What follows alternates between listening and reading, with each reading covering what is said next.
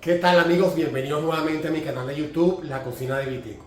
En el video de hoy te voy a mostrar cómo preparar un jugo muy famoso en Venezuela. Se llama el 3 en 1, el cual consta de 2 verduras y una fruta. Las 2 verduras van a ser zanahoria y remolacha, y la fruta en este caso va a ser la naranja.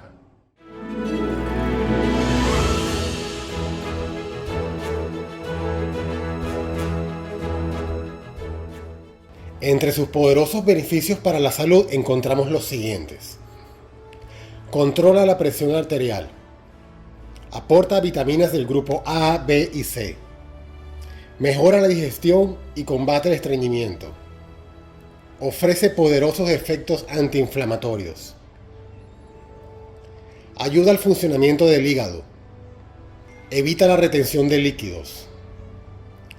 Combate la anemia, entre otros.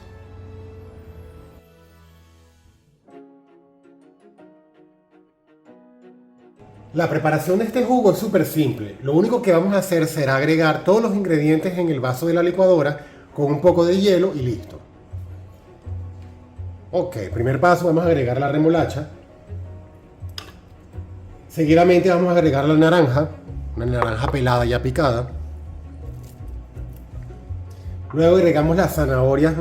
En este caso tengo unas zanahorias orgánicas, de esas pequeñitas. Vamos a agregárselas todas. Ok, ya tengo todos los ingredientes aquí en la licuadora. Vamos a agregarle un poquito de hielo. Vamos a agregar un poquito de agua.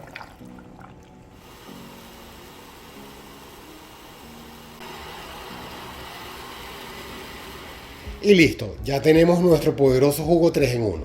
Listo para beber y disfrutar de sus maravillosos beneficios para la salud de nuestro cuerpo. Gracias por ver el video. No olvides suscribirte al canal para que no te pierdas ninguno de los fabulosos videos que estaré subiendo próximamente. Nos vemos en el próximo episodio.